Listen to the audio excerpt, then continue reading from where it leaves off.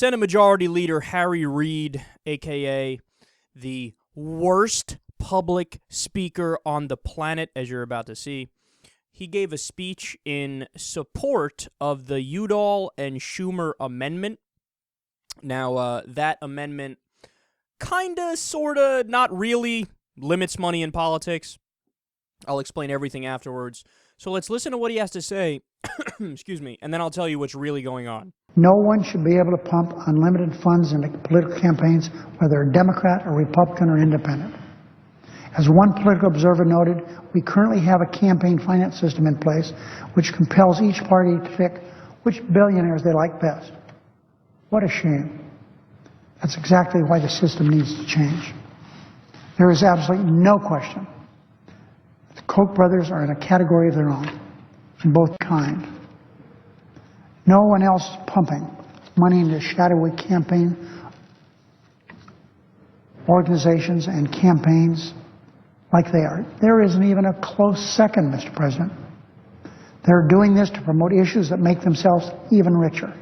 $100 billion is not enough for the Koch brothers. No other individuals are recreating the role of a national political party. That is what they're doing. They're recreating the Republican Party. I say, Mr. President, why not level the playing field for everyone? Let's get this money out of our political system. Let's undo the damage done by the Citizens United decision.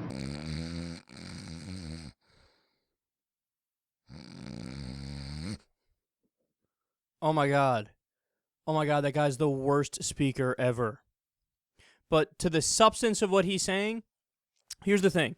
Everything he says there is true, but he has a couple problems. Number one, he recently said in an interview that his main beef is with the Koch brothers and that no other billionaires who participate in the political process are as bad as the Koch brothers are, and I totally disagree with that.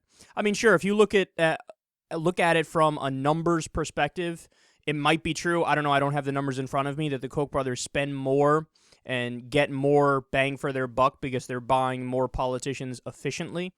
But I don't give a fuck who's buying the politicians. I don't want anybody buying the politicians. And somebody made a good point. They said the reason why he doesn't go after Sheldon Adelson as much is that Sheldon Adelson is a casino mogul. And where's Harry Reid a senator from? Nevada. Yeah, so you like that Adelson money. You just don't like that Koch money. But all of it is bad and all of it is wrong. Now, specifically to the amendment, here's why the amendment falls short. And this is something that is really, really important for everybody on the left to understand. And honestly, even, all the people, there's a lot of people on the right who want to get money out of politics too. So this is important for everybody to understand.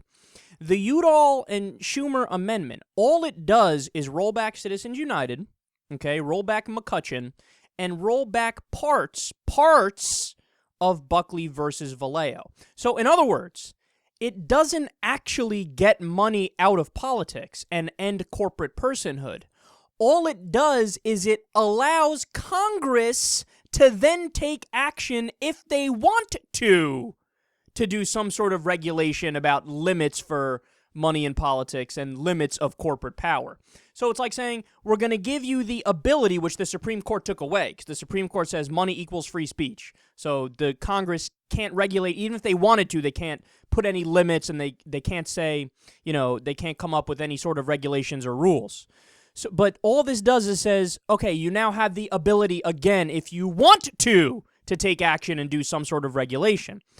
That's not anywhere near far enough. And by the way, that doesn't mean you'd get anything done anyway. Because what? Congress right now is majority Republican, and they wouldn't be in favor of any kind of limits on money in politics because it helps them. And then furthermore, we're talking about really a constitutional amendment is going to get through Congress. I mean, what do you need in the Senate? I think you'd need 65 votes. You're not going to get it. It's just not going to happen. And even if you do get it, again, the result is not going to be that money isn't in politics anymore and that corporate personhood is done. It's going to be, now we have the ability to regulate it, and then they wouldn't regulate it. Or if they do regulate it, they do some really weak-ass punk bitch shit like McCain-Feingold, which barely took the edge off of the legal bribery that we have.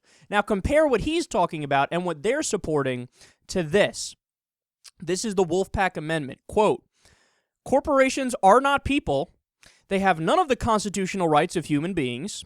Corporations are not allowed to give money to any politician, directly or indirectly. No politician can raise over $100 from any person or entity. All elections must be publicly financed. So the Wolfpack Amendment says, no, none of this bullshit like, hey, we'll let you maybe regulate it if you want to. No, it says we are banning money in politics. Sorry, and corporations aren't people, and we must have clean elections by law. And then what happens when you do that? Well, then you're actually going to have a debate about ideas, and you could have legitimate disagreements between principled conservatives and principled liberals, and you could argue it out, and at the end of the day, public opinion will win out, and that will become law, unless, of course, it's a constitutional issue. Then it's off the table. But you'd actually have a debate of ideas as opposed to a debate about which donors are going to be better represented. Right now, we don't have a democracy. We have an oligarchy. Whoever pays the most money to the politicians gets what they want as law. So here's the bottom line, man. While their heart might be in the right place, these Democrats with what they're doing right now, essentially it would just placate people who want to get money out of politics because they might misunderstand what their amendment is compared to what the real amendment is, which would be the Wolfpack Amendment. So let's say, even hypothetically, if they were to get it through, okay, which again, they're not going to, but even if they did hypothetically get it through, we would still need to push for the Wolfpack Amendment because what they're talking about isn't enough, okay? It still doesn't get rid of the root of the problem.